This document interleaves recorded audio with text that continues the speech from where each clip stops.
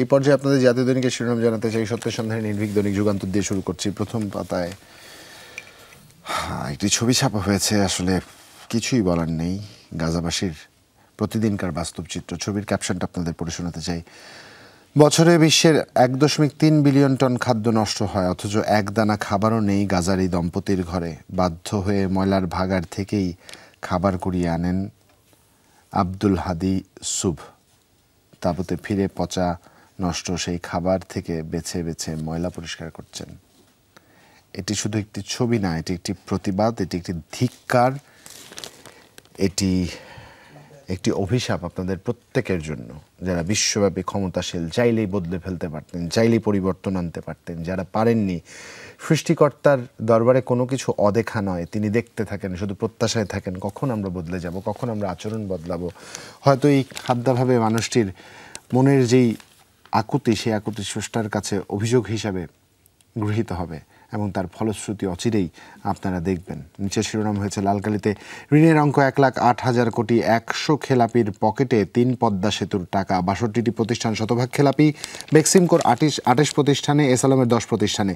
কোটি টাকার হিসাবে 25,382 এবং 22,329 কোটি টাকা খেলাপির ঋণ। প্রথম পাতা প্রথম কলামের শিরোনাম।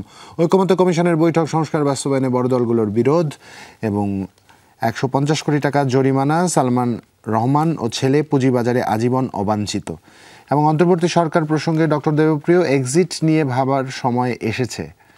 সেই সাথে অপর শিরোনাম, ভুল সিদ্ধান্তে মাথাচাড়া দিতে পারে ফ্যাসিবাদ, আশুলিয়ায় প্রতিবাদ সভায় তারেক রহমান। চুম্বক অংশে লেখা হয়েছে, অগ্রাধিকার নির্ধারণে সরকারের বিচক্ষণতা নিয়ে প্রশ্ন, দলগুলোকে বিভেদ সৃষ্টি না করার আহ্বান মির্জা ফখরুলের। সেই সাথে গেরিলা প্রশিক্ষণ নিয়েছে আওয়ামী লীগ কর্মীরা। আবার পড়ছি শিরোনামটি, গেরিলা প্রশিক্ষণ নিয়েছে আওয়ামী লীগ কর্মীরা। সেই সাথে সংসদীয় আসনের খসড়া তালিকা প্রকাশ, 14 জেলায় 40টি সীমানায় রদবদল এবং গাজীপুরে একটি আসন বেড়েছে। কমেছে বাগেরহাটে, রক্ষা হয়নি কয়েক উপজেলার অখণ্ডতা। সেই সাথে ঢাকা ওয়াশিংটন বৈঠক, কমতে পারে 35% পাল্টা শুল্ক হার। এই ছিল যুগান্তরের প্রথম পাতার শিরোনাম।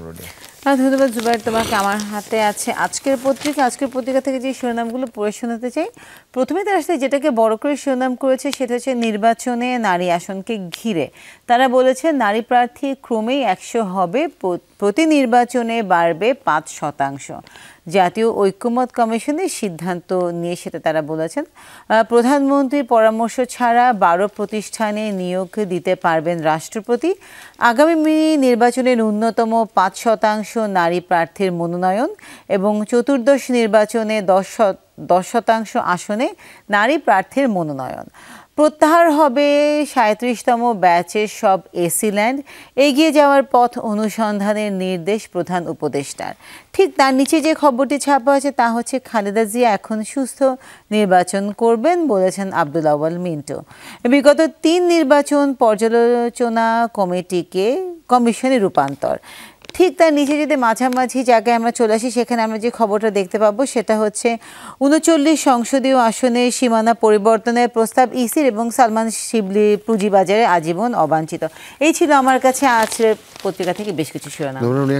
আমার দেশের অনলাইন সংস্করণ থেকে মূল শিরোনামগুলো পড়ে শোনাতে চাই। পলাতক শেখ পরিবারের সদস্যরা কে কোথায়, এটি মূল শিরোনাম করেছে লালকালিতে, যেখানে বলা হয়েছে দেশ ছেড়ে পালিয়েছেন প্রায় সব সদস্য। কম বেশি সবার নামই হয়েছে মামলা। নাম নেই সশস্ত্র বাহিনীর আশ্রয় তালিকায়, অধিকাংশই অবস্থান যুক্তরাজ্যে। সেই সাথে প্রথম পাতার প্রথম কলামের শিরোনাম, ছাত্রদের মার্চ ফর জাস্টিস, মুখে লাল কাপড় বেঁধে প্রতিবাদে উত্তাল দেশ এবং শেখ হাসিনাকে রাতের ভোটের পরামর্শ দেন জাভেদ পাটোয়ারি, এমন শিরোনাম এখানে এসেছে। রাজসাক্ষী মামুনের জবানবন্দিতে ব্যারিস্টার আরমানকে আয়নাঘরে রাখার তথ্য জানতেন। আন্দোলন দমাতে গুলির সিদ্ধান্ত হয় রাজনৈতিক বৈঠকে। সেই সাথে বসুন্ধরা ষড়যন্ত্রে 1 মেজর হেফাজতে, গ্রেফতার 16, আহত অন্তত 5টি প্রশিক্ষণে প্রায় 2500 জনকে ট্রেনিং দেওয়া হয়, অর্থের যোগানদাতা ব্যবসায়ীরা নজরদারিতে। সেই সাথে অন্যান্য শিরোনামের মধ্যে আছে, নির্বাচনে 3 আসনে প্রার্থী হবেন খালেদা জিয়া এবং বিশ্বের বৃহৎ অংশ জুড়ে সুনামি, রাশিয়ার পর যুক্তরাষ্ট্রে আঘাত। এই ছিল আমার কাছে আমার দেশের প্রথম পাতায় যে শিরোনামগুলো ছিল। ধন্যবাদ জুবাইর তোমাকে। আমার হাতে আছে দৈনিক কালবেলা। কালবেলা থেকে যে শিরোনামগুলো আপনাদেরকে পড়ে শোনাতে চাই। প্রথমে তারা যেটাকে বড় করে শিরোনাম করেছে লালকালিতে 100 খেলাপির পেটে লাখ কোটি টাকা। এসআলম গ্রুপের 10 প্রতিষ্ঠানের ঋণ হচ্ছে 61,000 কোটি টাকা, এর মধ্যে খেলাপি হচ্ছে 24,000 কোটি টাকা। বেক্সিমকোর 24 প্রতিষ্ঠানের ঋণ হচ্ছে 26,000 কোটি টাকা, এর মধ্যে খেলাপি হচ্ছে 23,000 কোটি টাকা। ইচ্ছাকৃতভাবে ঋণ ফেরত দিচ্ছেন না অনেকে, কিন্তু তারা রাজকীয় জীবনযাপন করছেন। উদারতা দেখিয়ে এনসিপিকে শহীদ মিনার ছেড়ে দিল ছাত্রদল, সেটা এসেছে শিরোনামে। ঠিক তার পাশেই খালেদা জিয়ার ছবি সহ একটি খবর ছাপা হয়েছে। ডিসেম্বরে নির্বাচন হলে অংশ নেবেন খালেদা জিয়া। অন্যান্য খবরের মধ্যে শেখ হাসিনার নির্দেশে মারণাস্ত্র ব্যবহার এবং তারেক রহমানকে ঘিরে একটি শিরোনাম করা হয়েছে, সেটা হচ্ছে সরকারের ভুল সিদ্ধান্ত গণতন্ত্রকে সংকটে ফেলবে। 36 ছবিটি আমরা দেখতে পাচ্ছি, সেই বিষয়টি হচ্ছে 36শে জুলাই কালচারাল ফেস্ট উপলক্ষে রাজধানীর সোহরাওয়ার্দী উদ্যান চলছে সাজসজ্জার কাজ। তার নিচে যে শিরোনামটা আছে, বিতর্কিত নেতা কর্মীদের পুলিশে দেবে বিএনপি। এবং অন্যান্য খবরের মধ্যে সালমান শায়ান শিবলিকে পুঁজিবাজারে আজীবন অবাঞ্ছিত ঘোষণা, রাশিয়ায় বিশ্বের 6ষ্ঠ ভয়াবহ ভূমিকম্প এবং ঐক্যমত কমিশনের সংলাপ, জুলাই সনদের গ্রহণযোগ্য খসড়া দেয়া হবে আজ। এই ছিল আমার কাছে কালবেলা থেকে বেশ কিছু শিরোনাম। ধন্যবাদ রুনিয়াকে। দৈনিক সমকালের একটি সংখ্যা আমার হাতে রয়েছে। সমকালের প্রথম পাতার মনোশীলন পড়ছি। রাউজানে দ্বন্দ্ব, খুনের পেছনে মাটির ব্যবসা, বালুমহল দখল এবং চাঁদা। গিয়াস খন্দকার দ্বন্দ্ব, 11 মাসে 15 খুন, সংঘর্ষ অর্ধশত। গিয়াসকে দায়ী করে খন্দকার অনুসারীদের সংবাদ সম্মেলন। খন্দকারকে অবাঞ্ছিত ঘোষণা গিয়াস অনুসারীদের। দক্ষিণ রাউজানে নতুন থানা স্থাপনের প্রস্তাব ইউএনওর।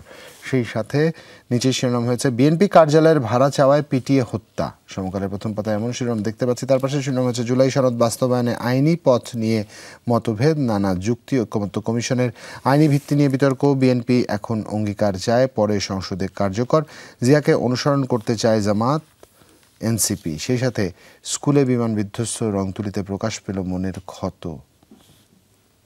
সরকারের ভুল সিদ্ধান্তে গণতন্ত্রকে সংকটে ফেলতে পারে। আশুলিয়া সমাবেশে তারেক রহমান এবং সালমান শায়ান শিবলি পুঁজিবাজারে আজীবন অবাঞ্ছিত। ছেলে সহ সালমানকে 150 কোটি টাকা জরিমানা। ভালো কিছু আশা করছে বাংলাদেশ।